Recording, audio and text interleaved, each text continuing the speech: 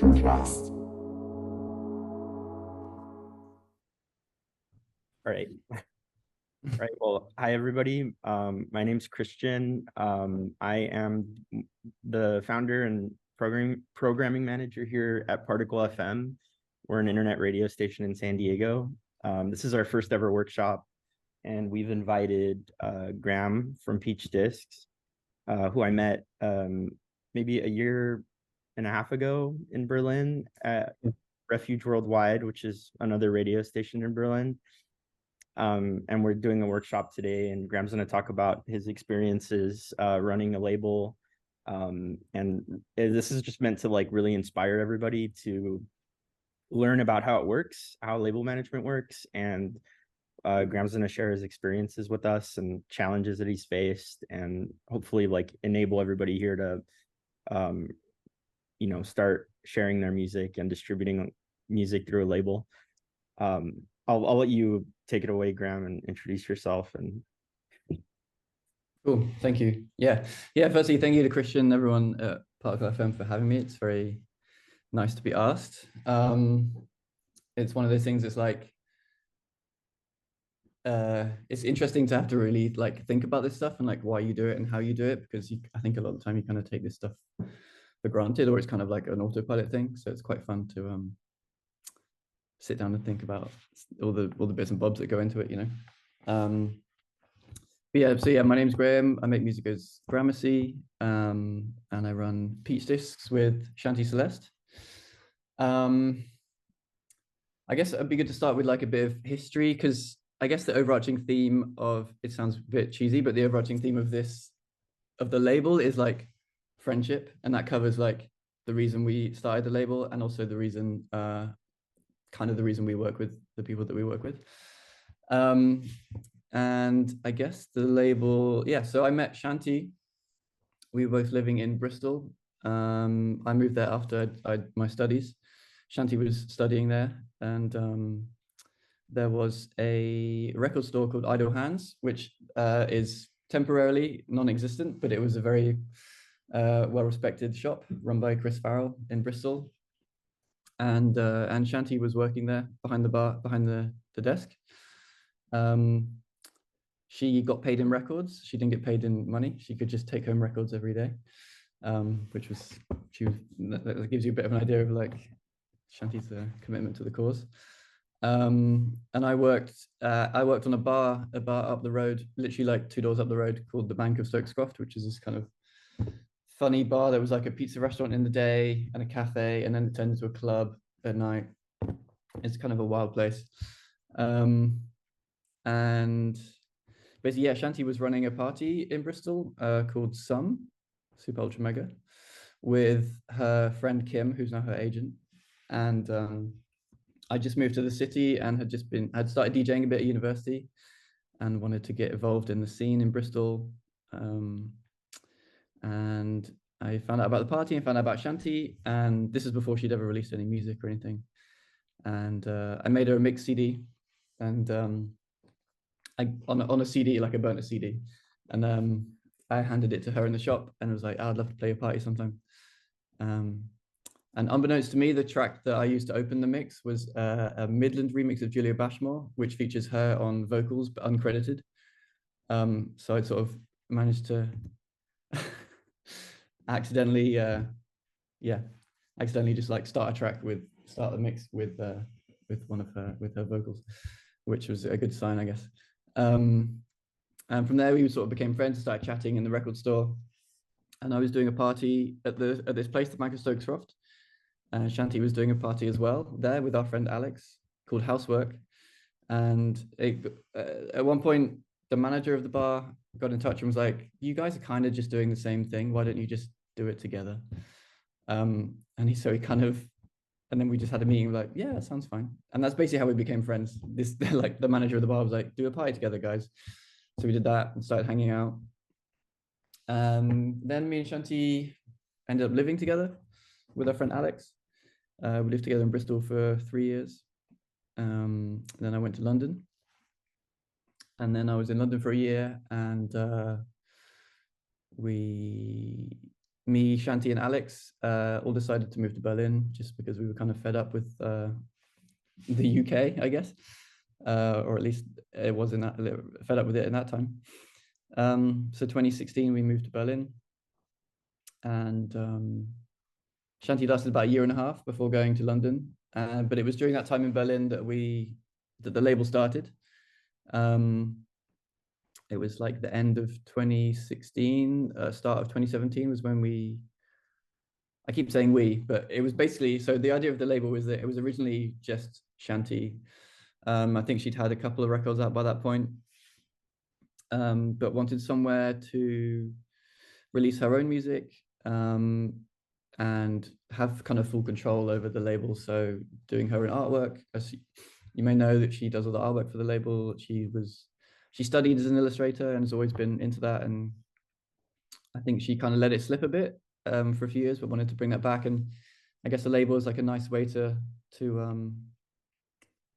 bring in all these different elements. You know, that's the reason I like doing the label, is because I'm a writer and a designer as well as making music, and it's fun to be able to bring in all these different parts of what you do into this kind of one creative hub, like a central point. And for Shanti, it was making the music and doing the artwork. So yeah, that came about while we were in Berlin. And the label was originally going to be called Dance Party, which is why the catalog number for the first record is Party 001.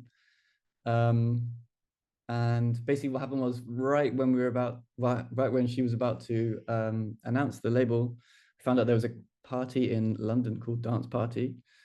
And we asked them if they would consider changing their name. It was a bit of a big swing. They said no, so we had to change our name. And so we went with Peach Discs, because I remember this, we were sitting in Shanti's flat trying to come up with a name. And I was like, what do you like? Like, what stuff do you like? And she's like, I like peaches and like grapefruit. And she's just naming fruit for some reason. And I was like, peach discs. And then the reason the discs thing came about is because I really liked Actress's Work Discs label. And I just thought something discs was like it sounded cool. So we went with Peach Discs. This was all done in like an afternoon, the logo and the name, because we had to like send it to press like that day. So yeah, it's a very stupid way of coming up with a record label, but I guess it's just a spontaneous thing that worked for us, and I thought it was funny. Yeah, and the label, the logo I made myself. Yeah, I'm a designer by trade. I guess I studied design in Bath. And I do all the kind of artwork side of the label as well. So yeah, made this logo.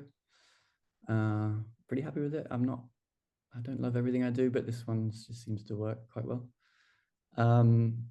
And yeah, we did the logo, and then so basically for the first 2 years, Shanti ran it kind of herself, technically, but I was involved from the very beginning. So I was doing the artwork. So she would do an illustration, and she was doing painting then. She would paint something. I would do the label side, get it ready for print, like put it in a template, send it off, do all the bits and bobs. I would also write the press text, which I still do. And I would help out with, as it was helping out with A&R, she'd like sending me music from people, be like, oh, what do you think about this? What do you think about this? So, you know, it got to 2019, and she was like, we're basically just doing this together, so why don't we just like do it together, like officially? So that was what happened. And 2019, this was the Instagram post we used to announce that we were now going to do it together. This was taken in India when we were having a silly time. And yeah, so from 2019, it's kind of been officially the two of us. For a while, we did everything ourselves in terms of trying to keep track of the finances and dealing with distribution and pressing and mastering and all this kind of stuff, which was fine. But as we both got busier, we realized we needed some help. And also, I have to be real, but probably comes no surprise that spreadsheets are not that fun. So we're in a very lucky position to have our good friend Lizzie. Again, this is like a friendship thing, and like Lizzie's like an old friend from Bristol, who is you know, she used to be a manager for Bonobo and she's kind of just been in the game for a long time. And we brought her on to kind of freelance label manage. So now Lizzie basically takes care of all the numbers and dealing with distro. We kind of chip in every now and again, but she'll send everything to mastering and send everything to press and deal with paying artists and just lots of big spreadsheet stuff that I don't know how to do anymore.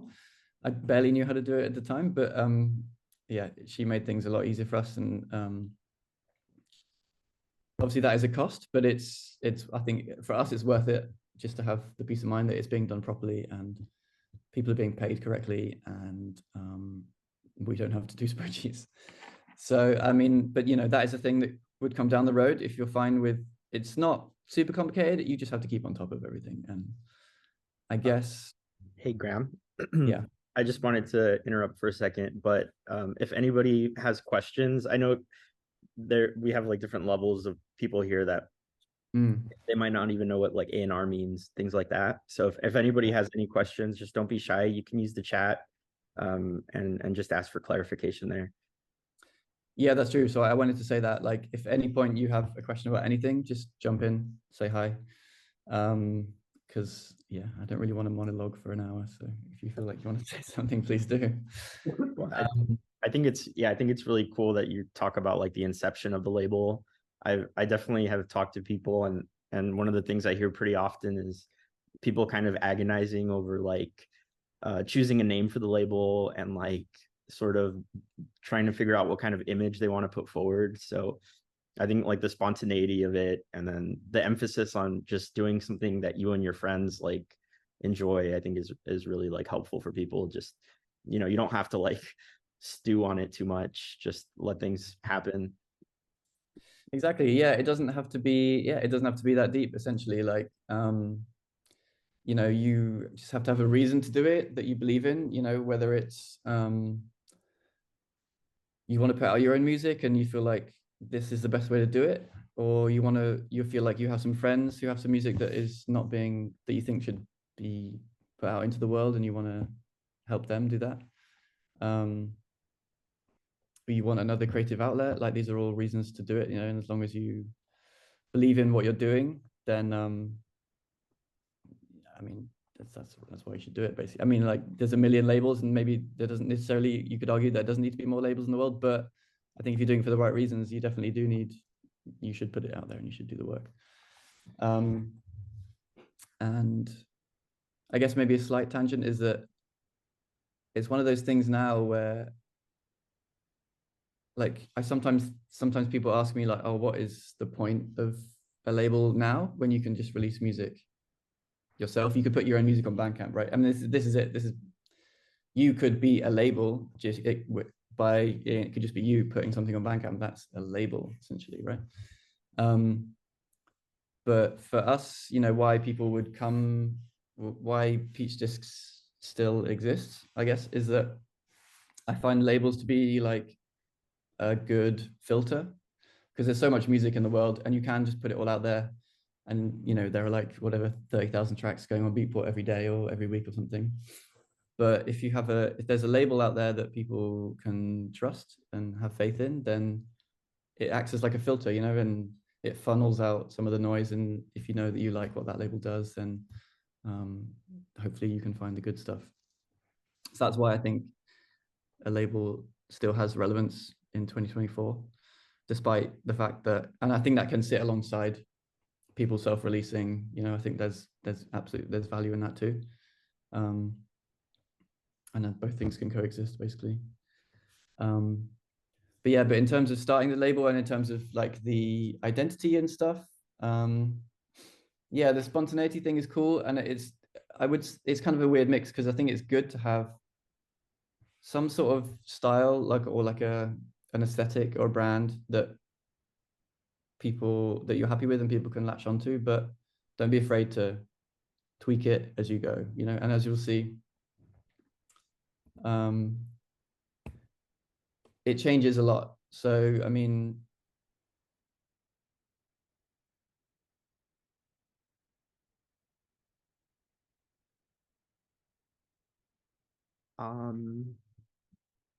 did we lose Graeme?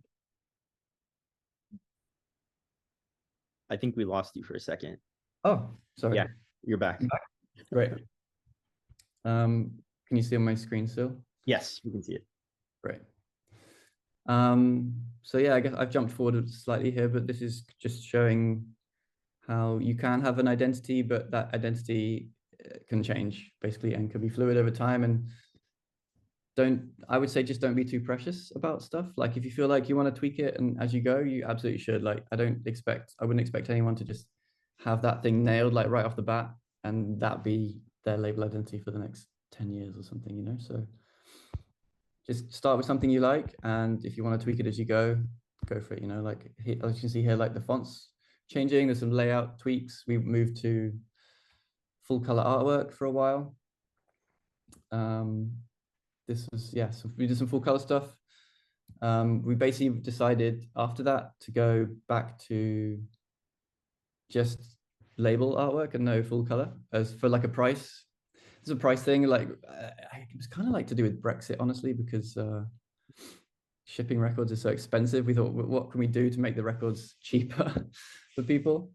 And so, I mean, it meant having to get rid of the full sleeve artwork, which was a shame, but ultimately I wouldn't want the cost necessarily to be a barrier for entry for people.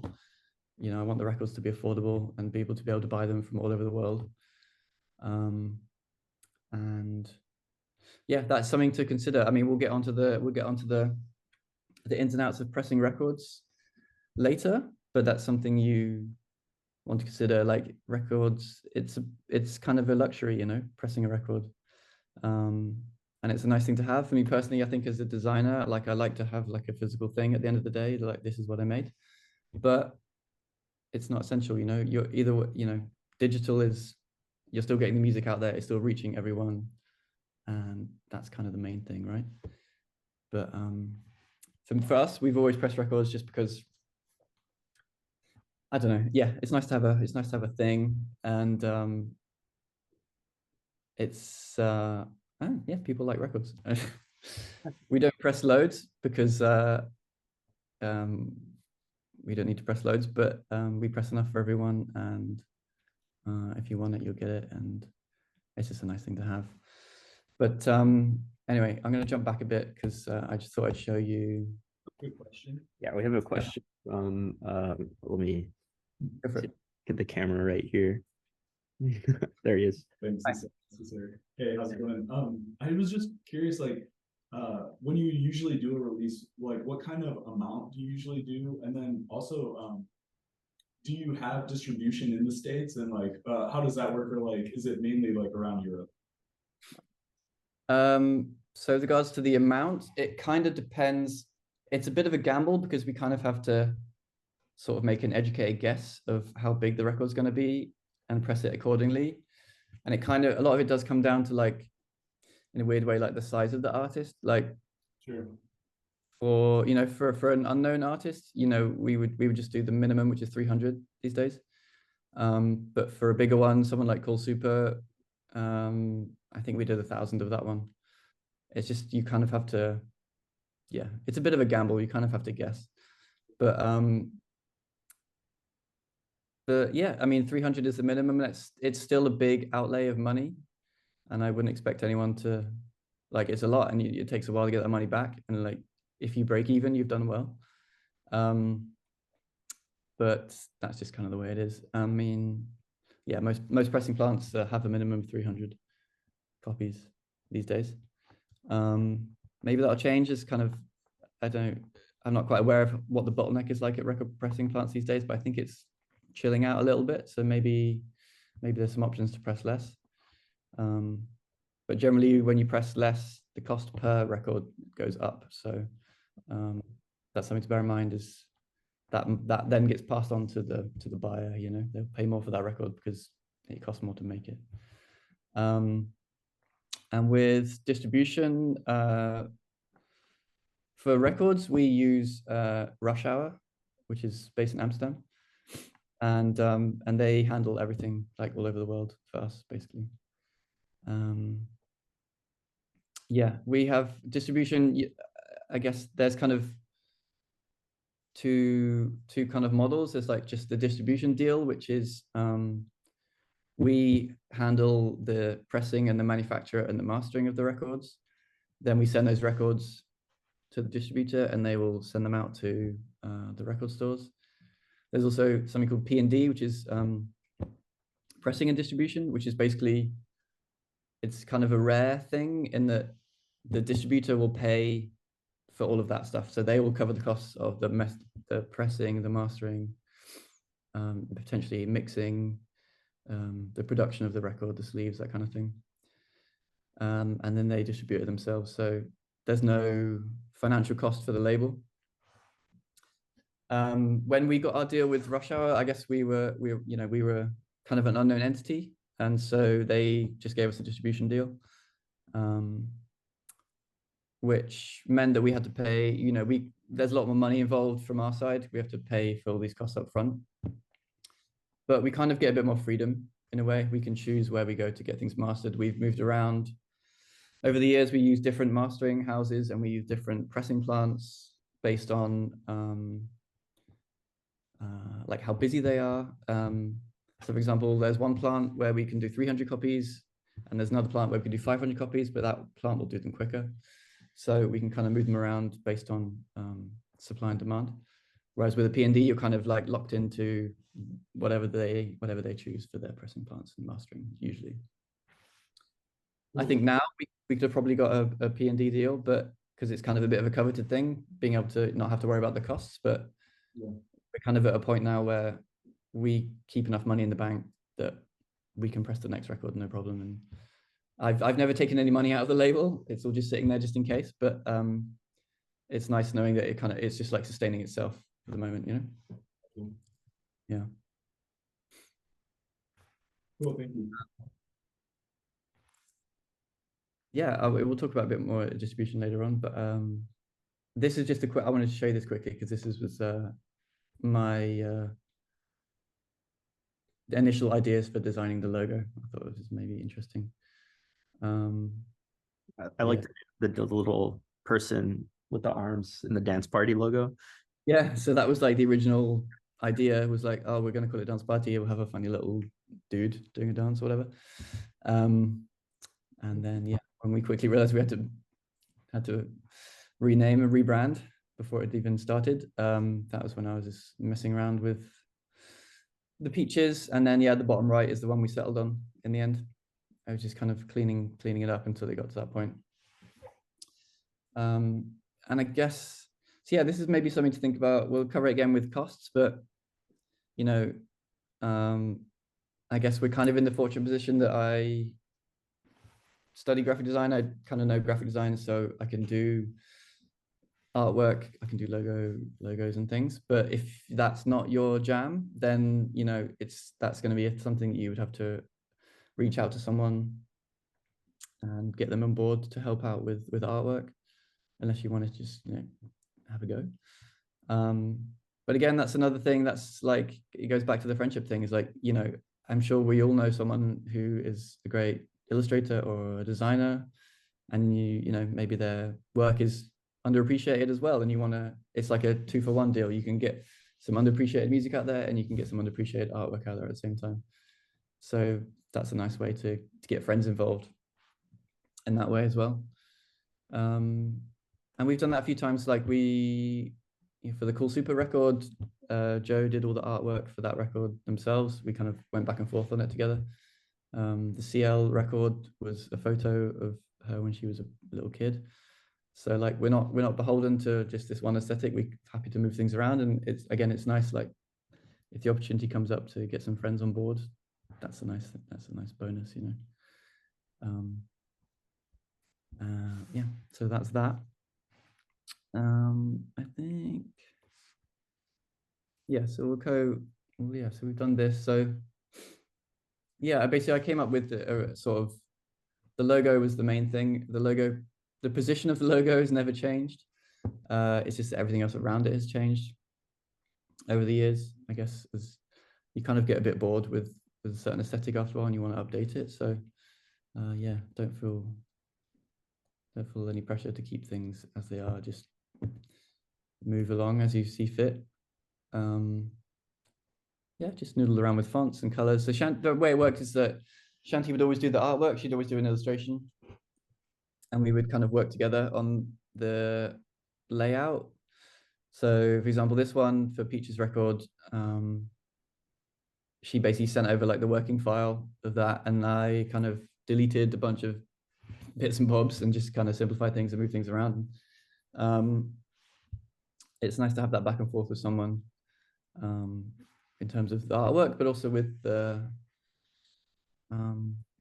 A&R. So I guess, yeah, so A&R is basically just a way of saying like working with an artist or helping to define a record. And it's, for us, it's pretty simple. It's basically just like, if someone sends her music, she'll send it to me and be like, what do you think? And I'll be like, yeah, I like those two. And same thing with her, like, oh, someone send me some music. If I meet someone at a club, they'll give me a USB stick, or someone will just email me out the blue. I'll be like, oh, this one's cool. I'll send it to Shanti, and we'll either move forward with, it's pretty quick. Like we have to both like, the rule is we both have to like it, right? So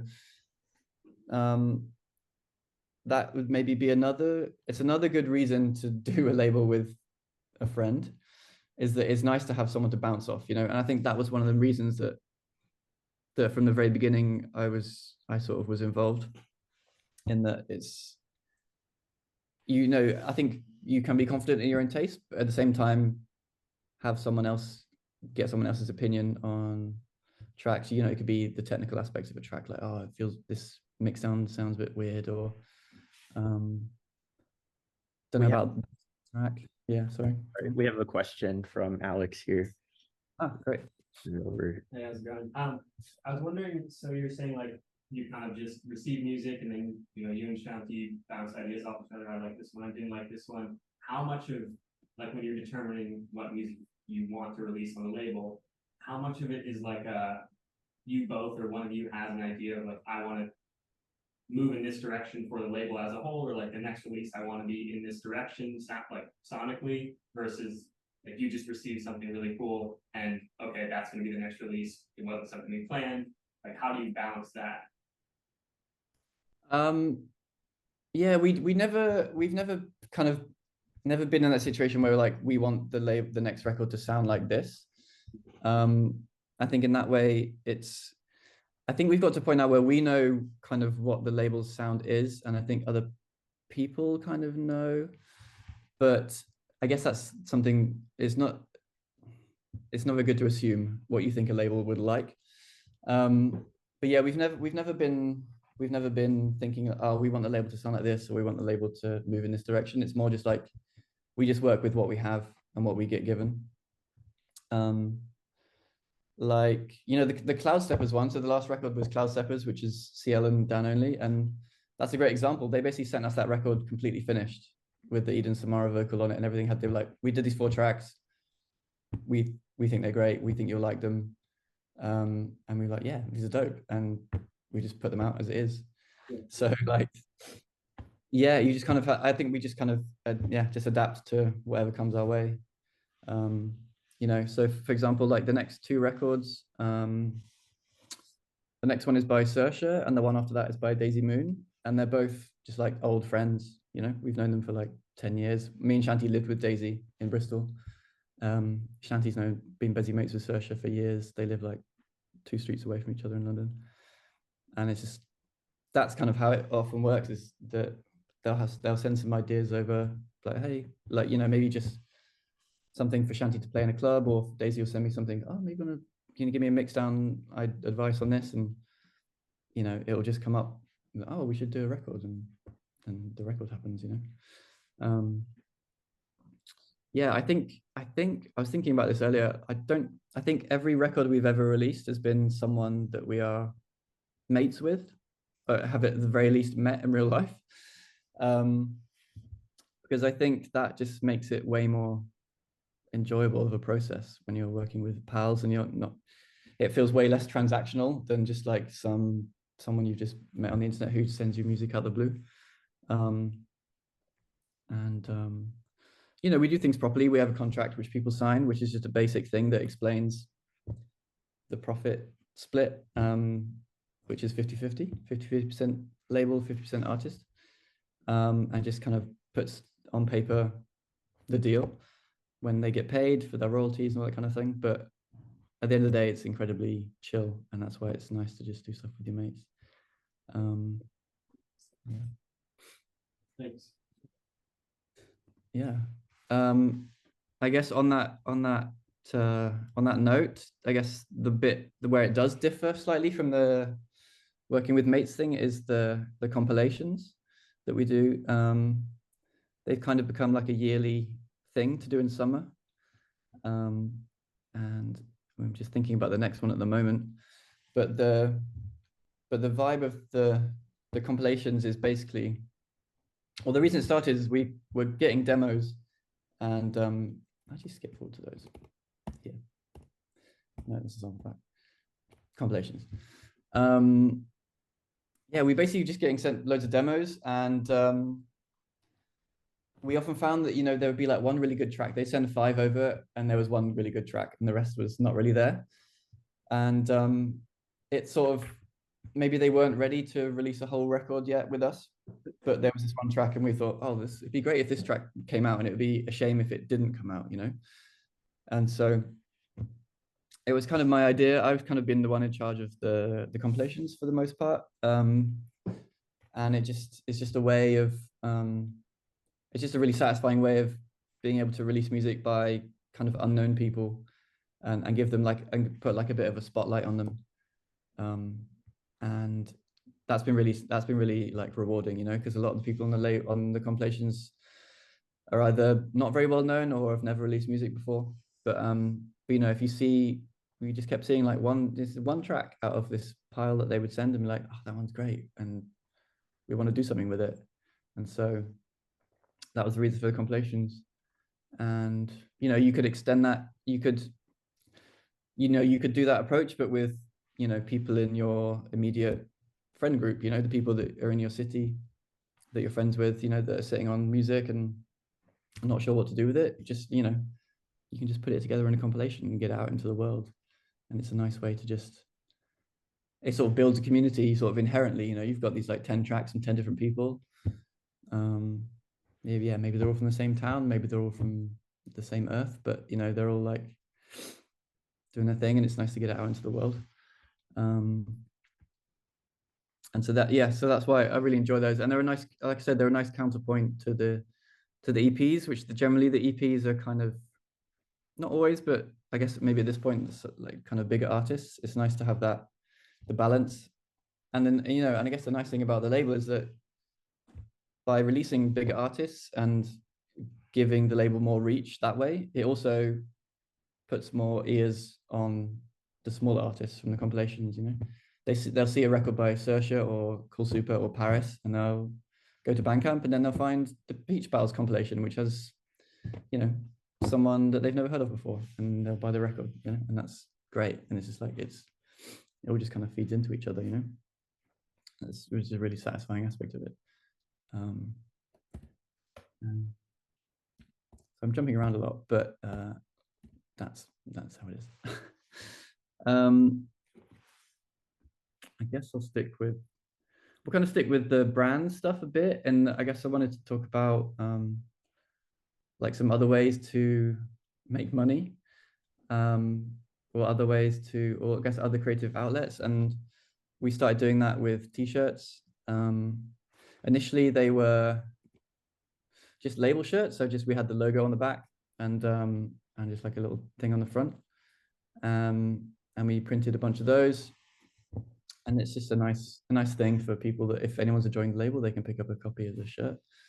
And then a few times we started doing these ones, we did shirts which coincided with the release of the record. So we would just adapt the adapt the artwork for a shirt, and put that out, and then release that at the same time as the record. And that's just like another fun way. This is a nice thing, is like a physical release of music doesn't have to be a record, you know. A physical release could be a t-shirt, it could be a mini disc, it could be a USB stick, it could be a book about the record. I don't know. It could be whatever you want. It doesn't have to be a record. But it's nice to think of a release in that way, in that like it doesn't have to be this 12-inch black slab of music. It can be whatever you want it to be in a way. Just put a catalog number on it, you know. And so this one was really nice. So this is Paris's record, and he made this. Wrote this poem basically, and we really wanted to like kind of spotlight that. It was really cool that he made this poem that kind of inspired the record. And I thought, well, let's put it on a t-shirt. So that's like an easy thing to do. Like printing t-shirts is pretty cheap. You know, you can get them printed digitally for nothing, and or you can get them, you know, get a 1-2 color screen print. That's also very cheap. I used to work as a screen printer in Bristol, printed a lot of t-shirts. So I've always been very partial to making a t-shirt where I can. So yeah, this is the ones we did. So these are all ones that coincided with record releases. We did these through Everpress, which is like a thing. I don't know if it's a thing in the US, but it's kind of a print on demand website. You upload your artwork, and if it sells enough, if it sort of pre-orders enough, then they print it. So we did a bunch of these for each record. It's the Cool Super one on the left, top left, and then Chekhov's second record, the compilation, and then Shanti's album. And yeah, it's just I really enjoy making shirts basically, and like it's fun. It's just another fun way to expand the creative scope of the label. You know, if you've got this artwork that you really like, it's like, what else can I do with it? You know, I could make it into an animation. I could put it on a t-shirt. I could put it on a mug. I don't know. And it's I don't know. It's just a nice alternative revenue stream, I guess. You know, and I guess the fact of the matter is, you would like to make money on this stuff so that you can keep doing it. It's you know, nobody wants to lose money on doing this stuff. I mean, it happens, but it's nice if you can make money and then you can put that money back into the label. You know, that's like I said, yeah, I've not taken any money out of the label yet, but it's just it all goes back into it. So we can do stuff like this. We can make t-shirts and we can print records. Another thing we've done is sample packs. Well, one sample pack so far, but this was a nice way of just being able to pay artists on the label. So this was done a little while ago now, but basically we just asked a few of the artists who had previously released on the label, as well as me and Shanti, if they wanted to make a little sample pack, pull together some loops, like taking loops and sounds either from the records that they've released, which was the case with Chekhov. I think Chekhov's record was like, the sample pack was basically like the sounds they used for their record. And Shanti's one was also sounds from her album, and mine was actually a bunch of unreleased projects that I just pulled all the best bits from. But it's just another nice way of being able to, another nice alternative to releasing a record. It's like what else can a record label do? You can make a t-shirt, you can throw a party, you can release a sample pack. It doesn't just have to be a 3-track EP, you know. There's lots of different things you can do, and it's fun. Building sample packs is a laugh, and again, it's a nice way to pay people, get people on board. And you know, it's kind of cool to know that people are making music using sounds from the label, and maybe that will feed back. Maybe they'll release. Maybe, I don't think it's happened yet, but maybe one day we'll release some music that came from the sample pack. That would be cool. And you know, and with Bandcamp, that's the easiest way to do this kind of stuff, is just throw it up on there. The way we did it is we have a Dropbox link where basically you buy the album and we'll send you a Dropbox link with all the sounds. And yeah, it's worked out well. It's been quite popular. It's another thing you could do with your artists, and I think people enjoy that challenge of having like a little brief, you know, come up with a bunch of loops for us, and we'll release them, and that can be a record.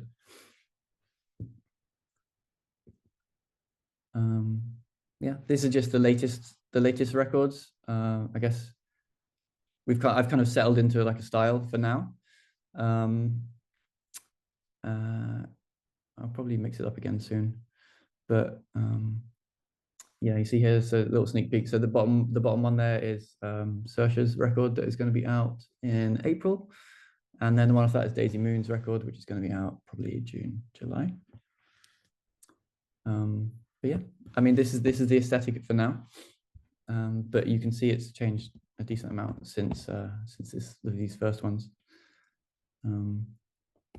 And yeah, like I said, we've moved to just pressing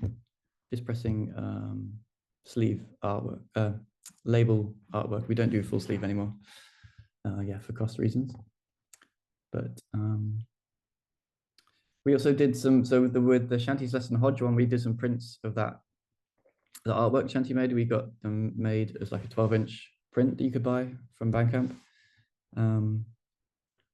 I guess sort of in lieu of the fact that we weren't doing full color artwork, is like, oh, how can we make it this? How can we print a thing that's like big and looks cool? So that's another thing you do. You could print some artwork out. You know, it doesn't have to be fancy. You could do like a, I don't know what they're called, Gisli print, whatever. You could just screen print it or whatever, and just have some fun with the artwork. And again, just try and push it into many different directions. I have a question. Do you plan on in the future ever printing like more? I've seen a lot of like conceptual releases come out of like having people printing books and zines and things like that along with their releases. But do you have any plans to do things like that? I can't imagine doing a book. I think the label for us, like the label is very it's very just like, we just want to make some club music and put it out, you know. It's not particularly conceptual. So but we just kind of want to make like nice looking objects. So I would like to do some different stuff, not a book, but you know, posters or like a collection of artwork somehow would be cool. I mean, yeah, so Daisy's record is number 20. No, Saoirse's record is number 20. So we've got 20 records out now. So I think that's like a good milestone. Maybe we should do something around then, but maybe I'll make a t-shirt. Any excuse to make a t-shirt.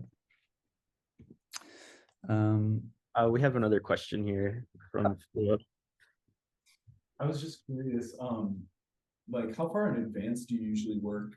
Like obviously you're just talking about the 2 next releases, and then do you guys have like any sort of set timeline, or do you just do it naturally, like as things kind of come down the pipeline? Yeah, it's completely as things come. Yeah, we don't think about, oh, we need to release this many records this year. It's just if they're there and they're ready, we'll put them out. And like I said, we're kind of in that position now where we have a bit of like a buffer financially, where we can press 2 records at the same time and then not come out for 6 months, and that's okay. It's obviously like a bit of a luxury position to be in, but it means, yeah, we don't have to wait for the next record to recoup before we can make the one after, you know. But yeah, it's funny. I mean, I do wonder about this with other labels. I guess bigger labels have schedules, but yeah, we're very like seat of our pants with this stuff. It's just like, if it's there and it's ready, it can come out, you know. We don't think about it. We don't think about it too hard in that way. It's like, it's just, yeah. It's really nice and like a privilege to not have to be beholden to certain timelines, you know, or like some market thing. Mm-hmm. Absolutely. I mean, we're conscious about, like, there are certain times of the year where it's not great to release records. January is a bad one. But other than that, it's just like, yeah, it's ready. Let's put it out. That's cool. And you know, we think about like the spacing between records. Like, I think last year was our busiest year. I think we maybe released like 5 records, I think. And so you have to think about how they fit. You want to give each one some space to breathe. I would say at least a couple of months for sure. Ideally, you would want maybe 3 or 4 months between each one, because you want, I don't know. I mean, there's some benefit to doing like the lies approach and releasing a record every 2 weeks, but that's, we haven't got that kind of, that kind of music. But yeah, you want to give each record some space to breathe, and you want kind of each record to feel, or we do, to feel like a bit of an event, like it's something people should be paying attention to. It's not just, oh, it's just another Peach Disc record, I never want that, people to think that. I want people to, oh, another Peach Disc record, cool. So yeah, definitely give them time to breathe for sure. 2 or 3 months minimum, I would say, between releases. I mean, generally with the way that, like, if you're pressing records, especially, you kind of are forced to give them space, because records can take 6 weeks to get a test pressing, and then it can be another 6, it can be up to 6 months potentially to get test pressing, depending on the bottlenecks. And then it's another 6 weeks from the confirmation of the test pressing to it being pressed. So you're kind of at the mercy of, there are these things outside of your control that you have to be aware of with pressing records. And it's just sort of an inherent pain with pressing a record, is you have to wait. But this is the way it is. And like I said, we can plan ahead to keep things kind of moving, and have a couple records in production at any one time. But I mean, we've had serious conversations about, like, should we still press records? Because, there were points when it was taking so long to get anything made, and it kind of sucks the fun out of it sometimes, honestly, because if you're waiting 6 months for a test pressing, you've kind of moved on a lot. Like the artists have certainly moved on. They're making different music to what they were making about 6 months ago, probably, or a year ago by the time it comes out. And I guess you just have to kind of persevere with it, I guess. But that's the nice thing about doing the compilations, or just because they're purely digital, is that we can just get them out really quickly. And there is something, obviously pressing a record is very satisfying, but there's also something very satisfying about releasing a record quickly, and not dwelling on it too much, not having to sit on it for ages. Like, you're still kind of really excited about the music then.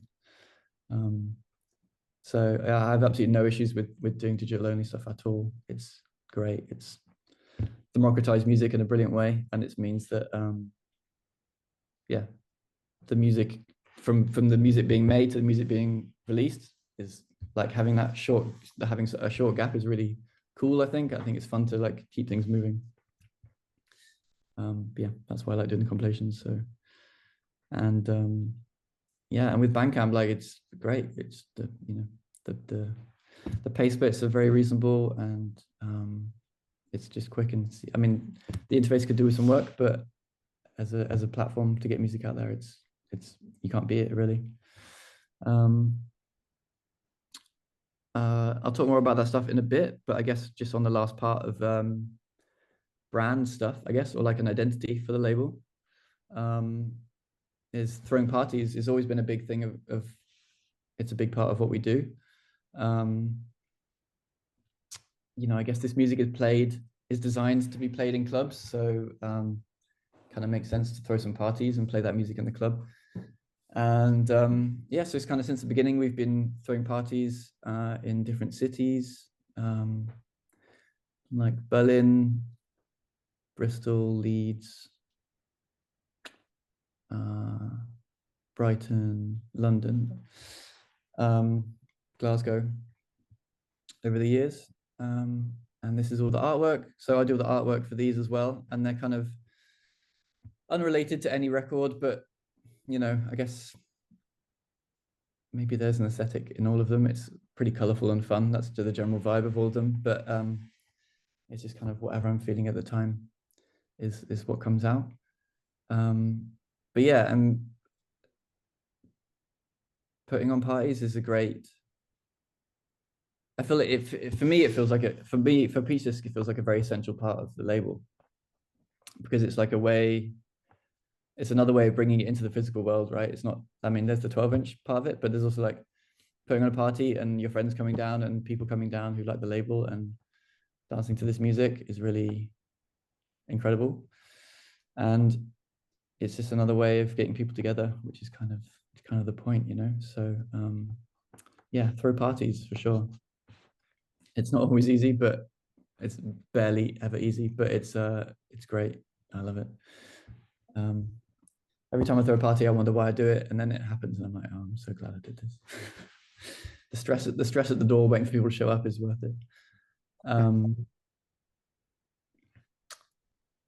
Yeah, I mean, and that's how we met. Me and Shanti did these housework parties in Bristol, and we still do them now with Daisy and our friend Alex, and we run that alongside the Peaches parties, like a separate entity. But yeah, I mean, you know, people start labels for different reasons, but ours was just to release dance music, so having a party made a lot of sense as well.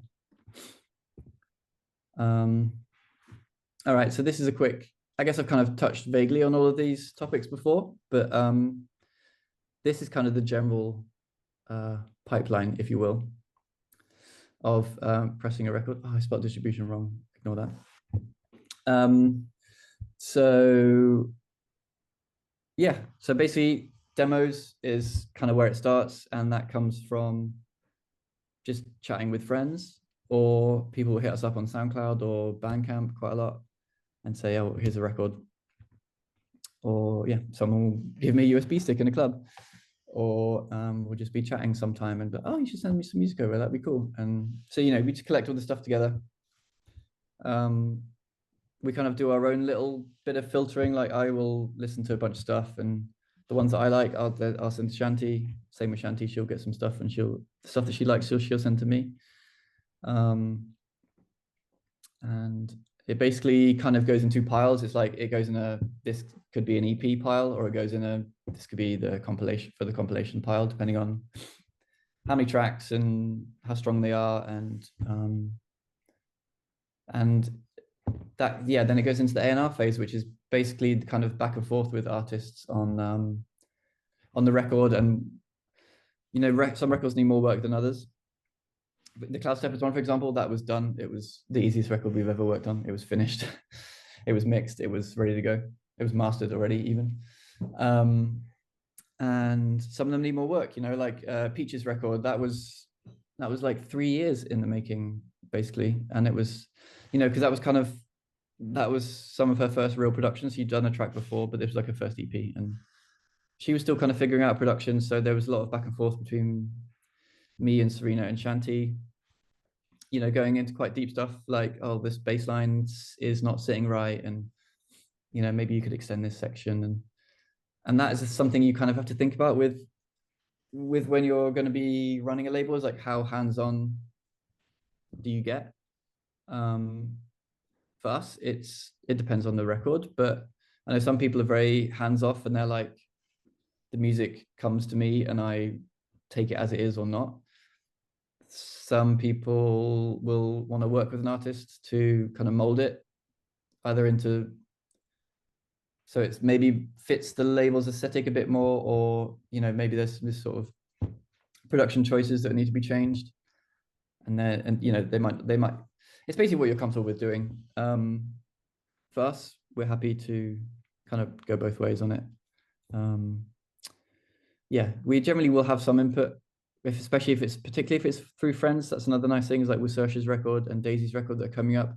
There was a lot of back and forth with all of those tracks, sending new versions and things. And I really enjoy that part of the process, you know, like I am a bit of a nerd when it comes to making music. So I do kind of like to get into the nitty gritty of like EQing and stuff with people. I think I enjoy that more than other people do. So it's nice to be like, oh yeah, you should try EQing this out here, and maybe that'll make a difference. But again, that's kind of depends on your skill set and what you're comfortable with. You know, you don't have to have that kind of like technical knowledge. It can be more of like a vibe thing. It's like, this section feels a bit slow here. It kind of drags. Maybe you could, you know, liven it up a bit here, or this drop doesn't really fit with the rest of the track or something. It's more of like, it's like a feeling, could be as well. But that can be a really rewarding part of the process, is to have that back and forth with artists. And yeah, it's kind of, for us, it's a very essential part of the process. So that's kind of what A&R is really. It's just working with the artist, getting the tracks as good as you can. And yeah, again, another reason why it's nice to work with your mates, because you can be brutally honest with them, hopefully, and but that's how you get the best tracks, you know. And so from there, once we've kind of settled on the tracks, we finish the tracks, we like the running order, the number of tracks. You know, I guess we're pressing records, so we have to be aware of, there's like a limitation on how big an EP can be. 4 to 5 tracks, 5 is kind of the maximum really, because when you're pressing a record, the less music you could fit on one side of a record, the louder and bigger the record can sound because of the way it's cut. So more tracks on a record means the tracks are generally cut quieter because the grooves are narrower, I want to say. I knew more about this before. And you know, the record generally loses some low end towards the middle of the record. So there's things like that which you kind of have to think about, is like that can affect kind of the running order of the tracks. Is like you want kind of the biggest, clubbiest tracks on the outside, and then maybe the wiggy, weirder B2 tracks to sit on the inside of the record, the ones that don't need to like pump quite so hard. And that can affect the running order and how you choose to cut the record. But you'll set that running order and then it'll go to mastering. We've moved around with mastering a bit. The moment we're using Optimum, but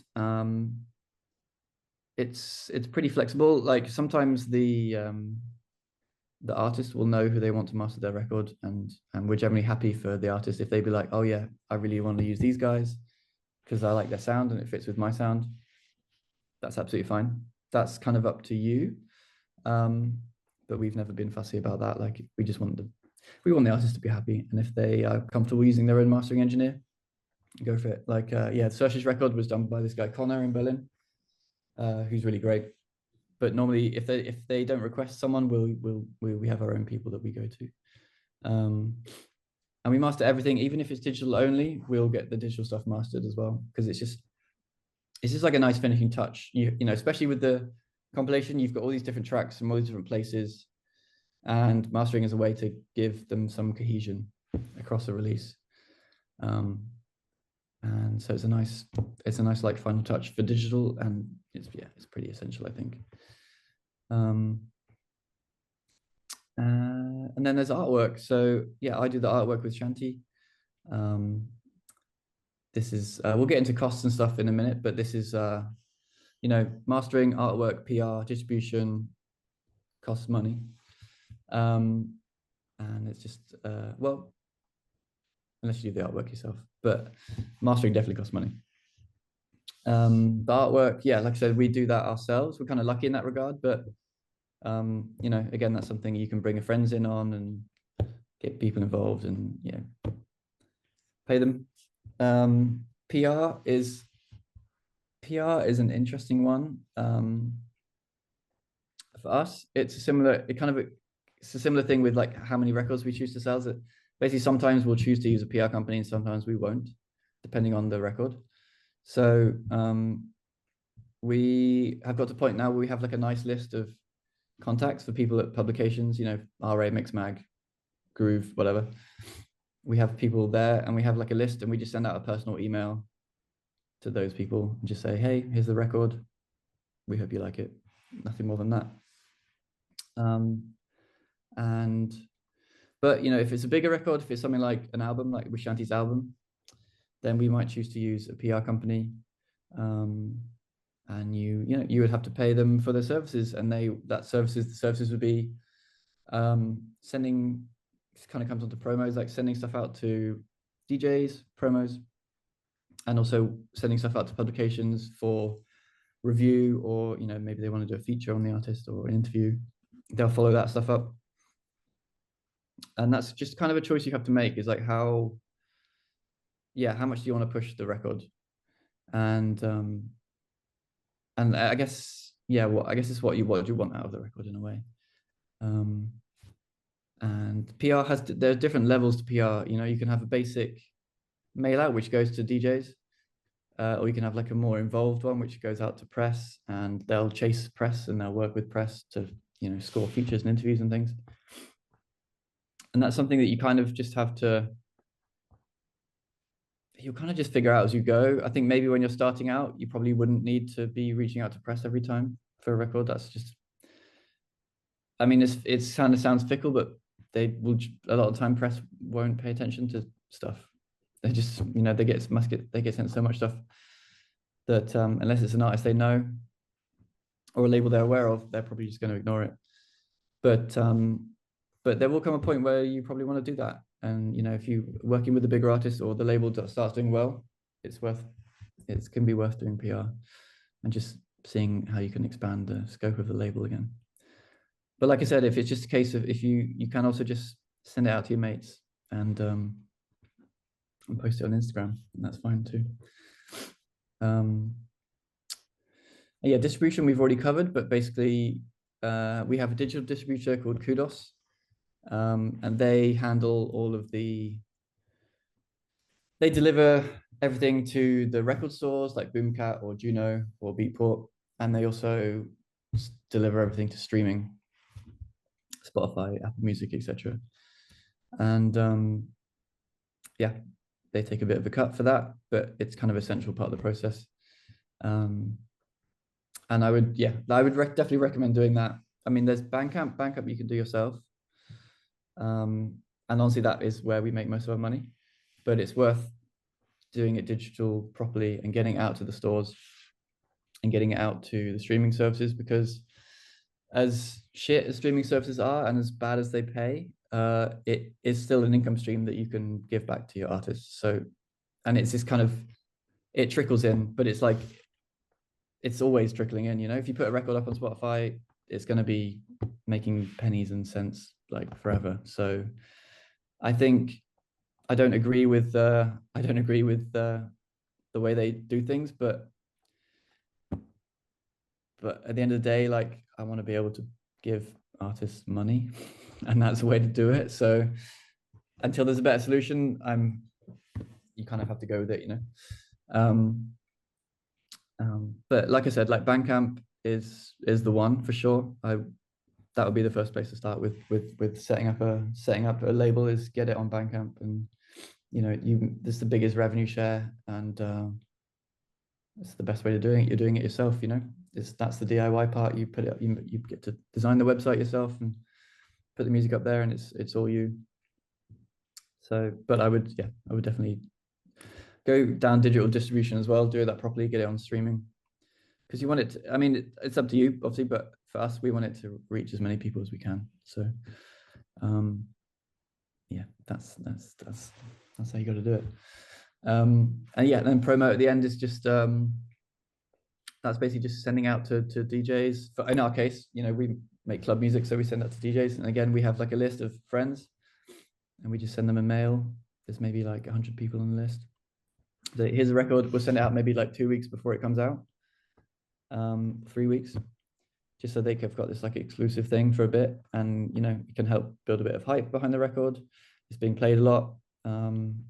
People get interested in it, and yeah, it's nice to build a little bit of buzz, and it's fun to see it out in the world like before it's released, and people kind of wondering like, oh, what is this record? It can be pretty cool. But again, it depends how you want to do things. You know, you could just put it up on Bandcamp and be done with it, and that's absolutely legit as well. It's not cheap, but if you want to press a record, be prepared to put some money into it. But like I said, there are cheap ways to do it. You know, you don't have to do full color artwork. You can do a stamp. We did a white label a few years ago because it was some kind of bootleg tracks, and we just did a stamp, and we just had a stamp made and just stamped 300 copies in rush hour one day, and that's a fun thing to do too.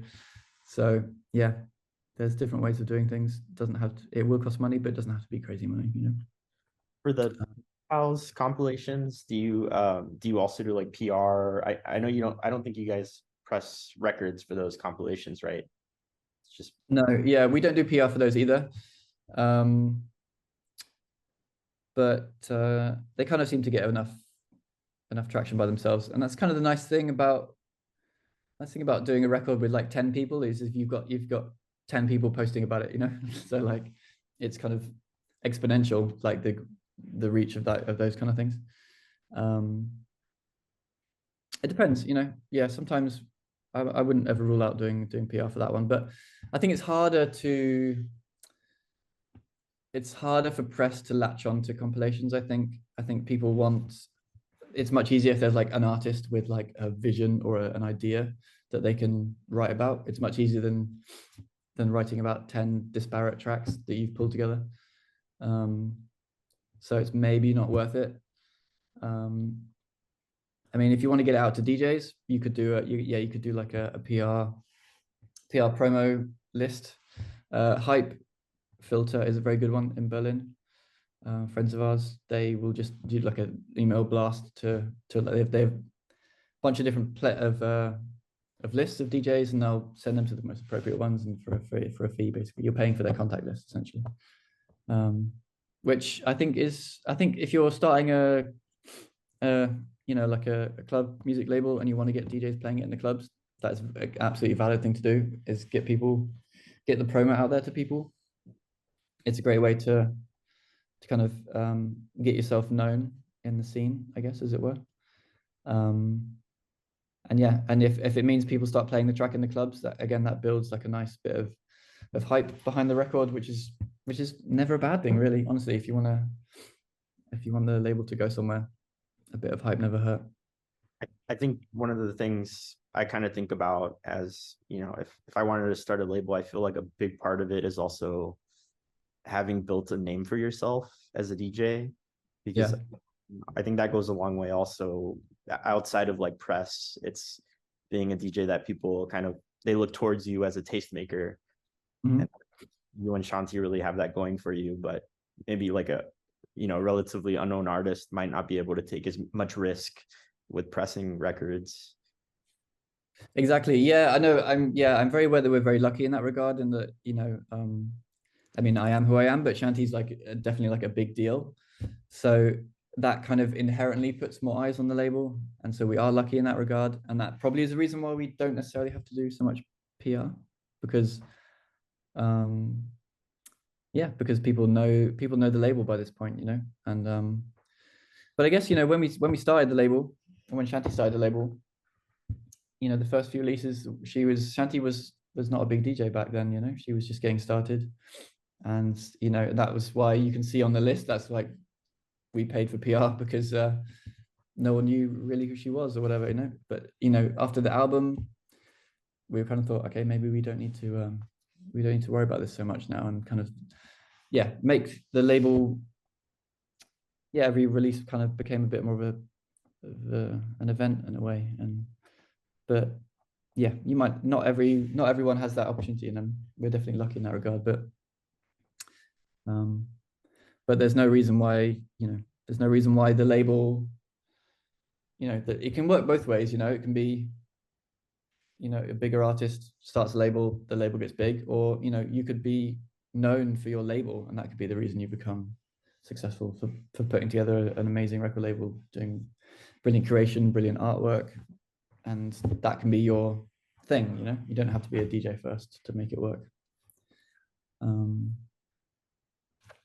I think that's all I've got in terms of slides. So if anyone has questions about anything, I would be very happy to answer them. So I definitely waffled for a while. Not at all. There's people on the call that I'd love to hear from them. Oh, Cyrus, go ahead. Hey, how's it going? So yeah, I was curious, like, what sort of examples of labels were you looking at when you started this label? Like, were there influences for you, the way that other people were running labels, like friends or anything, things that stuck out to you, like along the way when you were kind of conceptualizing this? I think honestly, I think probably the Idle Hands record label, because it was a record store as well, but it was also a record label.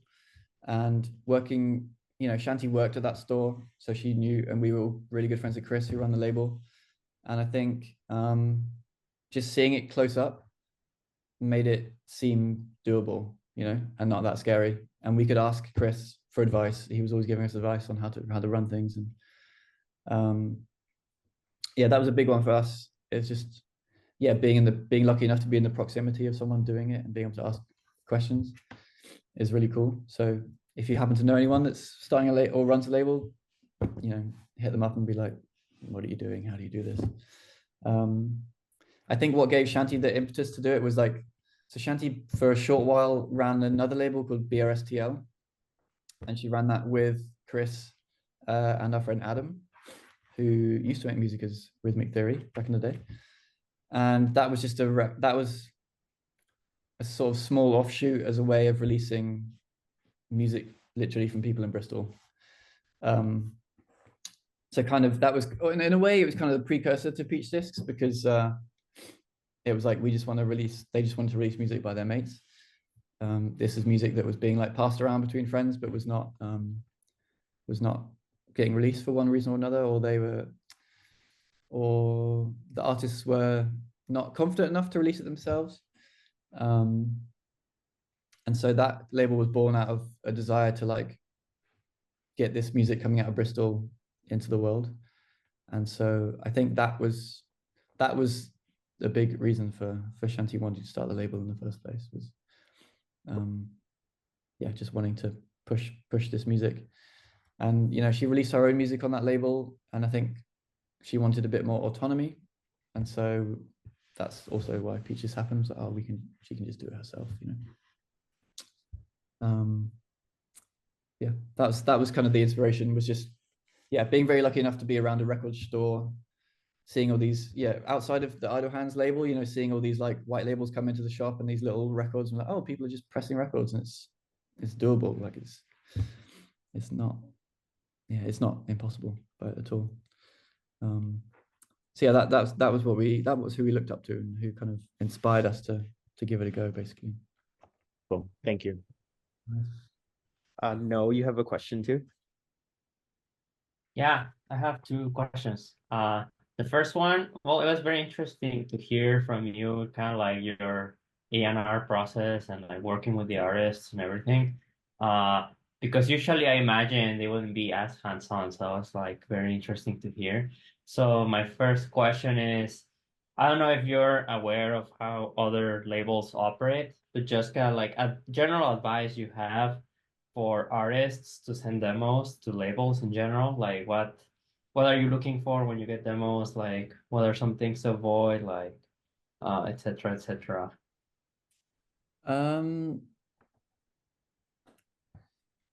I mean, I feel like this comes up a lot, but I guess on a sort of practical level, just making it very easy to listen to the music is great. Like a SoundCloud link that you can just stream it straight away on my phone or whatever is great. I don't necessarily want to be downloading a bunch of stuff from Dropbox. So just make it as easy as possible for someone to listen to the music. And in terms of aesthetics, I think, again, I mentioned this earlier, but I guess don't presume it's kind of hard when you're reaching out to a label, because you think that your music would fit on their label, but you also don't necessarily want to presume anything about what they want, I would say just make the best music you can, and just put it out there, and hope for the best. Don't send too much music just either. Like, maybe pick your favorite 4 tracks. I wouldn't send someone 20 tracks necessarily. I would say, like, once you start, if you end up getting to a point where you're having some back and forth with a label and they're kind of into what you do, then maybe that's the time to you could splurge and send them 20 tracks. It's almost like I don't know, like going on a date with someone. You don't want to just be too much too soon. So just send your best 4, and take it from there, you know. Yeah, but you know, and it's kind of simple things, but you know, make sure the tracks are labeled properly, make sure they're nice and loud and they're not janky volumes all over. You know, some things you get like a bunch of demos and they'll be like version 26 and it'll be like really quiet, and then like some super mastered limited one. It's like just make everything as nice sounding and as consistent as you can, and just make it, you know, you're making a first impression basically. And like at the end of the day, like you know, we're listening to so much music that we're honestly like, I do listen to everything that we get sent, because I would hate to accidentally skip over something. But you know, I will, at the same time, I will listen to everything, but I will like flick through stuff, you know, so it kind of has to grab me. So but I think I've got to the point now where I know what I like within a couple of seconds, you know. It's like going to a record store and like skipping through a record. I'll just like skip through and be like, no, but something will grab me straight away, usually. And I guess that's something you can't really factor in, you know. You just have to, you know, it's like whoever's running that label, like they might have had a bad day and they don't want to feel like they'll feel weird about music that day or something, and it might not work out. That's just the way it goes. But hopefully, if the music is good enough, no, I believe this. If the music is good enough, it will be heard by the right people. But yeah, just make the best you can. Try not to particularly assume. I wouldn't write, you know, be like, hey, I think this music will be great on your label. Just, you know, because you don't want to. It's kind of trying to, yeah, it's assuming that you know what you're talking about. You know what they want to hear.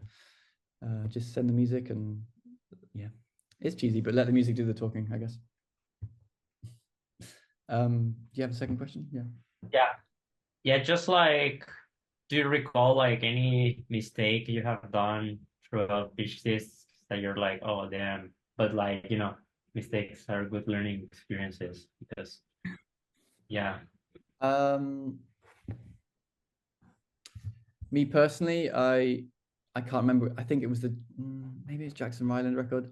I think I put one of the track titles was wrong, and it like, well, after it had gone to print, so it's like 300 copies of the record with the wrong names on. I guess that's the downside of doing the artwork yourself, is that I haven't got anyone to check my homework, you know. Shanti doesn't always check that stuff, so other than that, that's a pretty little one. We've never no, I think we've been okay so far, touch wood. Yeah, nothing drastic. Sometimes we've had problems. It's not our problem necessarily, but you know, you get problems with test pressings, which is a massive pain. You know, a record will come back and it'll have weird crackles and pops that shouldn't be there, and it has to be sent back. And yeah, that's the whole thing. It's a very important part of the process. I guess, yeah, so how test pressing works is they'll send a copy. The pressing plant will press a test, like a white label copy of the record, and they'll send normally like 2 or 3 copies to you, and it's up to you to go through the record and listen for any imperfections that might be in the record.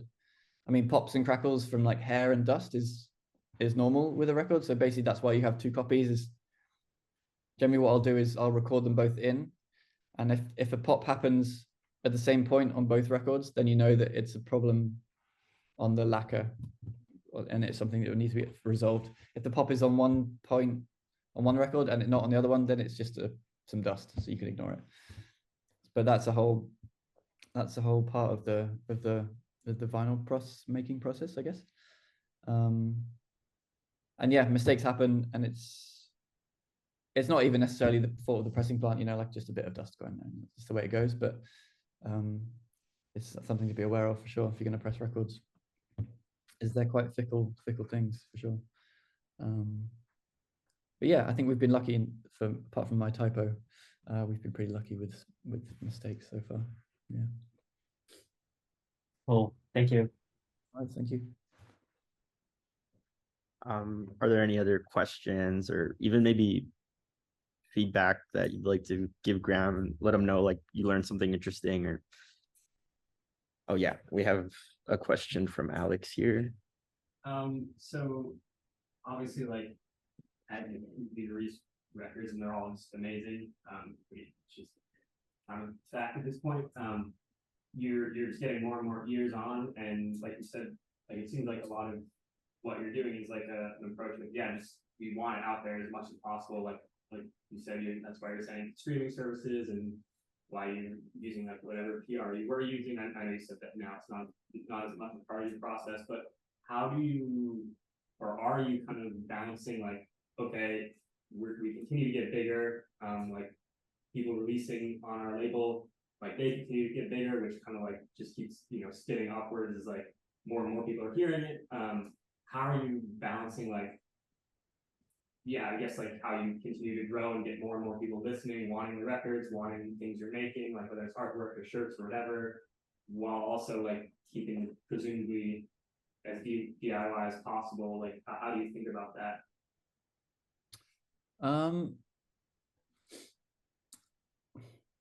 I think, well, I mean, the thing is like, it's always going to be, we're kind of limited in the sense that we would never really want it to just be us, there's me and Shanti and there's Lizzie who does the label managing. And we're kind of inherently limited by that in terms of how much we can do. And I think that, and I'm happy with that, I'm happy that it kind of slows us down a bit as well, which can be a good thing. And it's nice to, I mean, these things take time anyway, but it's nice to sit with it for a bit. And I think I wouldn't want it to get any bigger. I mean, I would like more people to listen to it, but I wouldn't necessarily want to do more or, I guess it's sort of inherent. Yeah, it's inherently limited, and that's a good thing just by the fact that it's just us. And, we're not trying to like sabotage ourselves, but like we don't have a plan and we don't think about stuff too much. It's very just like it's very just like a feeling with the music that we like and we want to put out, and with the artwork and everything. It's just like, oh, I like this, let's do it. Like, oh, I like this, let's do it. Like it's pretty simple. And I think I don't know where it would go from here. I think we're just at a comfortable point. If more people continue to listen, that's great, but like I don't think we're going to do anything more than this in a way, because at the end of the day, we just want to release fun music for people to play in clubs, and that's it. That's always been the goal, so I think we're happy where we are for sure. I have just a comment from Ben. It says thanks for sharing the Google Sheets. And we have a question from Alex. You can go ahead and ask it. Hi, I hope I didn't miss this if you talked about this, but I'm wondering how you sort of manage or balance managing, social media promotion, be it Instagram or whatever platform, and kind of just the running of the label and listening to music. I'm coming at it from the point of view of being an artist, and I loathe posting on social media, and I just don't. I actively listen to music, but I just don't as actively sort of scroll on social media. And I'm just wondering sort of if you have any experience with that, or if you if it's how you balance those two things, I guess. I mean, I'm with you. I hate social media as well, but it's kind of it's a bit of a necessary evil at this point. I mean, I guess we do try and keep a fairly low profile with that kind of stuff. And I think, I mean, like there's a reason why there's no Peach Disc's Instagram account. It's like me and Shanti have our own individual accounts, and between the two of us, when we post about the record, it gets out there. But yeah, I guess we try and do it. We're pretty low key. Like if a record is coming out, we'll maybe do we'll do an announcement post on Instagram. It says, hey, here's the record. You can listen to one single now. And then we'll do another post when the record is out. And that's kind of it. Maybe we'll, if I don't know, if there's a video of somebody playing it in a club and it's going off or whatever, maybe we'll repost that. But I'm very aware that we could do much more. But again, it comes back down to maybe to the previous question, and that like we don't necessarily want to do more. We're kind of comfortable. We just like doing what we're comfortable doing. And yeah, I don't feel comfortable on social media at the best of times. So I don't feel comfortable just like posting about something like 5 times a week or whatever. But I think, yeah, I think maybe with us in a way, like a bit of like a less is more approach. Like we'll post about the record, you'll know where to find it. It'll get out there. That I would say, maybe that is the nice thing about PR is if you get to the point where like a magazine or a website is posting about it, it means you don't have to post about it so much, because they're kind of doing the work for you, which is nice. Again, a very privileged position to be in, but that's kind of where we're at now. Yeah, I'm very bad at playing any sort of game online with social media stuff, but yeah. Just as a comment, it's reassuring to know that. Yeah, thank you. of course.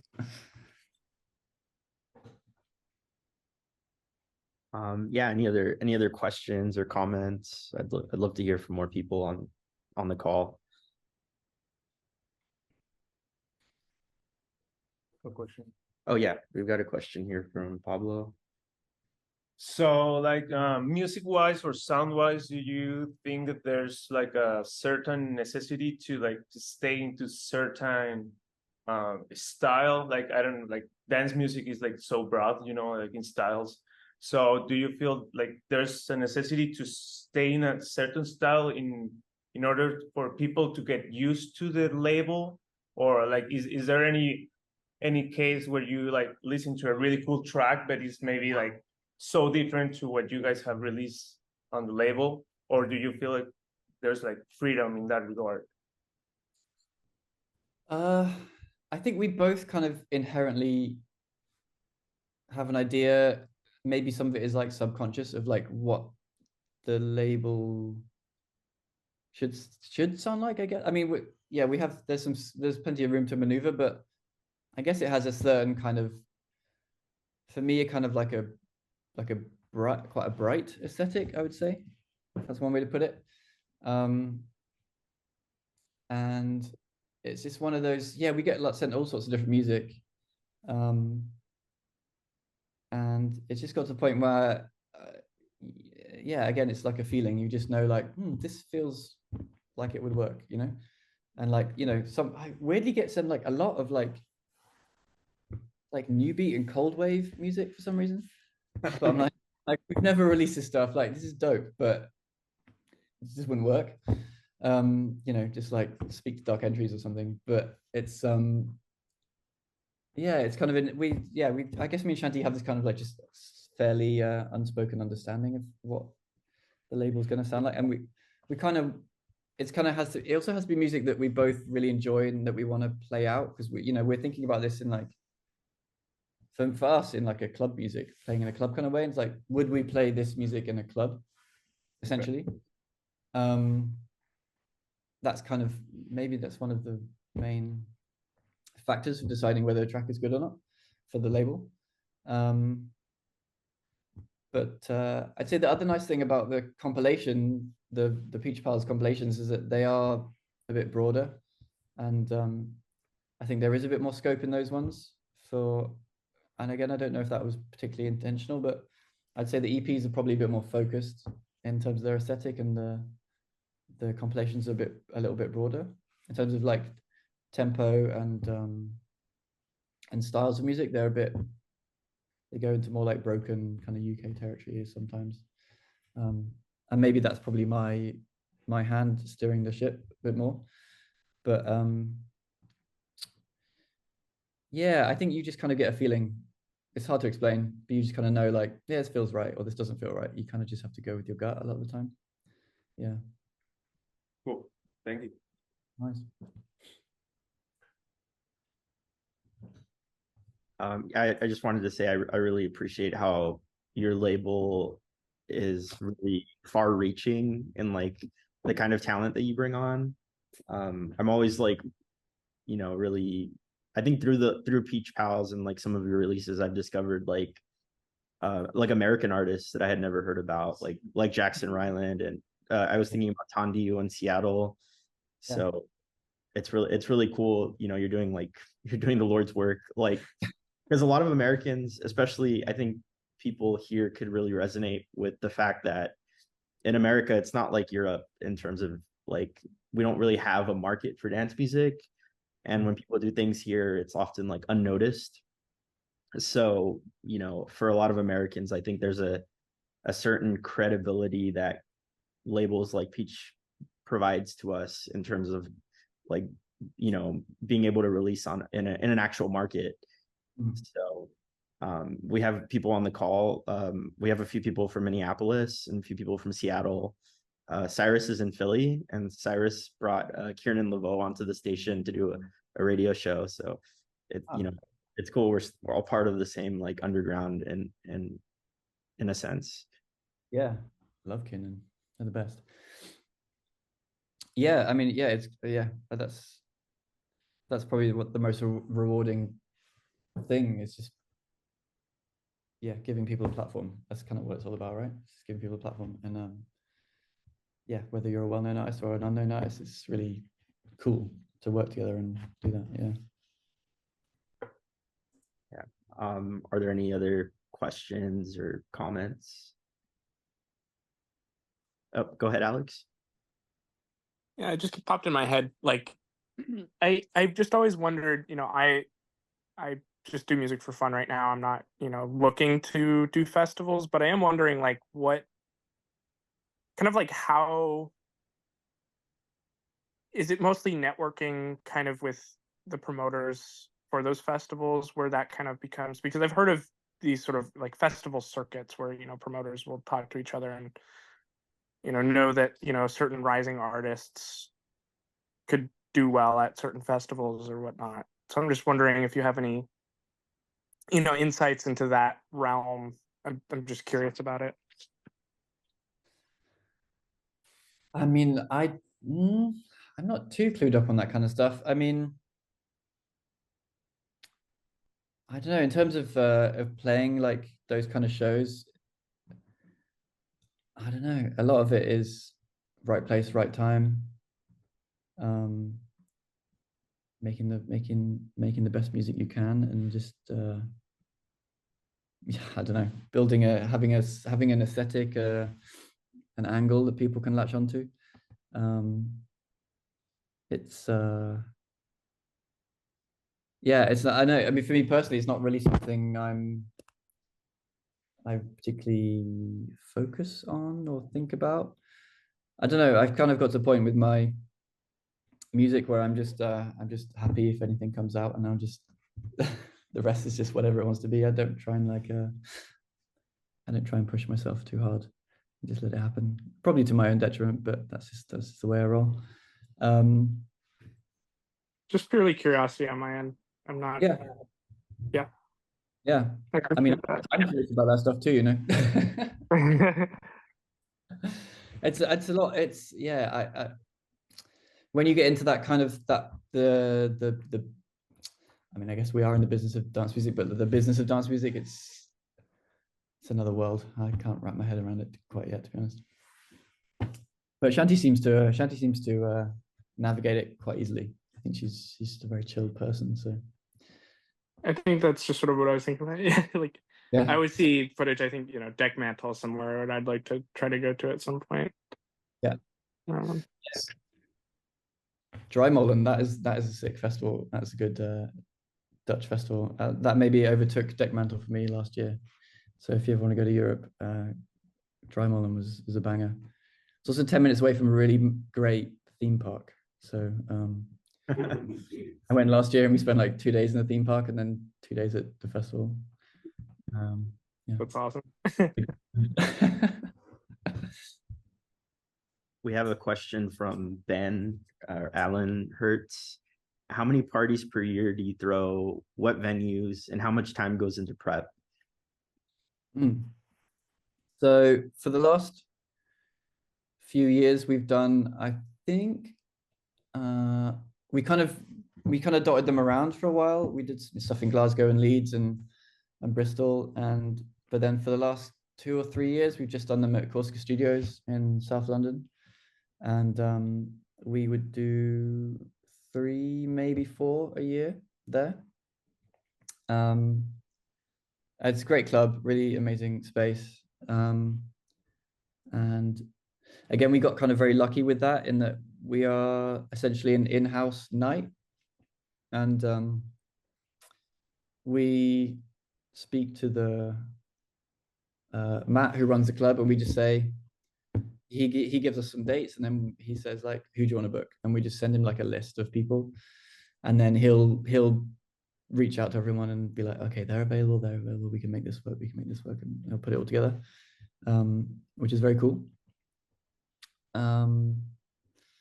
So it's actually very little work on our part at this point. I mean, I make the artwork and we choose the artists, and then the rest kind of takes care of itself. We do some fun stuff, like we decorate the venue, and like we had like an ambient room with one time. We turned the green room into an ambient room and had like cushions everywhere, and did one with like karaoke, where we had karaoke upstairs for everyone to play on. And it's just dumb stuff, but yeah, so outside of Peach Discs, me and Shanti and Daisy and Alex do this party housework, which was kind of the opposite. It was like incredibly DIY. Like we would always do it in venues that weren't clubs, and so we'd have to bring in our own sound, bring in our own security, bar staff. We would do the door ourselves, just take turns, and that was incredibly stressful, and we made no money, but it was amazing. And it's interesting being able to like being on both sides of that coin, you know. But yeah, I think for us, for the label, like I think like parties feel like a really integral part of like I mentioned before, a really integral part of the whole thing, because you're making this music to dance to, right? So that's what we're doing it for anyway.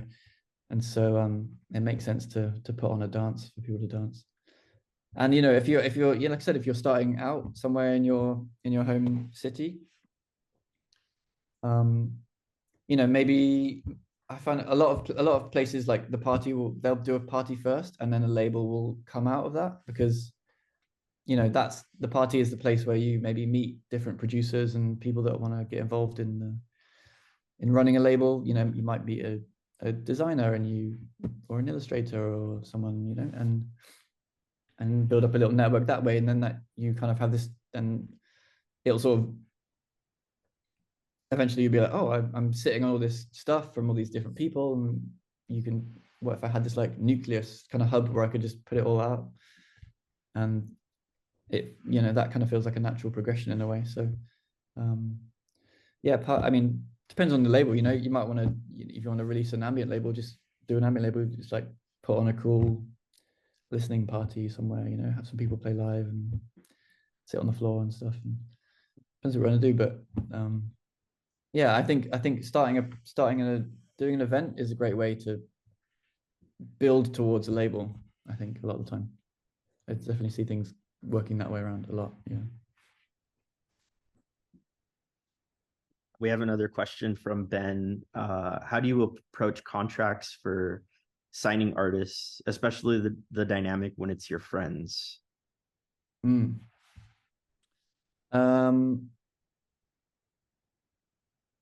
It's very, I mean, the contracts are not, they're basically just kind of a stock contract that we tweaked And it's, yeah, the friends thing is interesting, but it kind of makes sense because it basically just lays down like, this is the deal, you know, and it's like so there's no gray area. It's like, it's just, this is what's on the paper. If you're cool with it, I'm cool with it, we move on. And just so everyone is clear on like what their cut is, when they can expect to get paid, what the deal is in terms of royalties and publishing rights and that kind of stuff. We don't have a publisher, but sometimes we get stuff synced for like fabric compilations or whatever, and there has to be some sort of stuff in there about how we get paid, how they get paid for that kind of stuff. Yeah, it's nothing scary. The contract is more just like it's kind of like a peace of mind thing, you know, just like, this is how it's going to go. And so there's just no confusion later on down the line, you know. I think for friendships, that I think that's a good thing, you know, because you'd be like, we don't have to argue about this because this is what was agreed, you know. There's no there's no gray area. So it's just like, I think it's healthy. It's healthy, basically. Yeah, just setting out the terms before you get involved, I think, to make things simpler for everyone in the long run. Yeah, but you can find kind of contract templates online for music stuff, and just kind of adapt it to your needs. Yeah, it's worth it for sure. I remember we didn't do it for the first year, and I kind of regretted that because there was one thing with like we felt the people that did the thing together fell out, and it was complicated, but I think it would have been easier if we had a contract at the start. That kind of stuff. Yeah, so it can be weird. I know it can be weird, like starting a label and thinking about contracts, but like, it's almost like that should come later or something. But yeah, like I said, you never know how it's going to go, you know. The label could be massive in 2 years, you never know. So it's good. I think it's good to just have like a solid foundation, you know, get a good contract in early and have a good spreadsheet. You'll be fine. I learned a lot. Yeah, I just want to say thank you. Like, there's so many things I didn't know about, I guess, before hearing you talk about it. Oh, that's great. No, thank you. I appreciate that. Like I said, it's one of those things. It's like, you don't think about it. It kind of just goes without saying. And then when I actually have to think about it, like, this is all the different parts that go into making this thing happen. And I'm very glad that it was useful, and I hope people learned some things. And if anyone has any questions, like, after this, you can just, you know, hit me up on Instagram. I do check it at least once a day. So or email me or something if something comes to your mind, or you want to send me demos. I love getting demos. So yeah, don't be shy. Cool. All right, last call for questions. All right. Well, thank you so much, Graeme. It was a real pleasure. I thought it was like, couldn't have gone better as far as the first workshop. So it's really glad. Yeah, no, thanks again for having me. I really appreciate it. And yeah, I hope it was useful. Yeah. Right. Well, we'll talk soon then. Thank you. Yeah. All right. Thanks very much. Thanks everyone for coming. Bye-bye. Bye.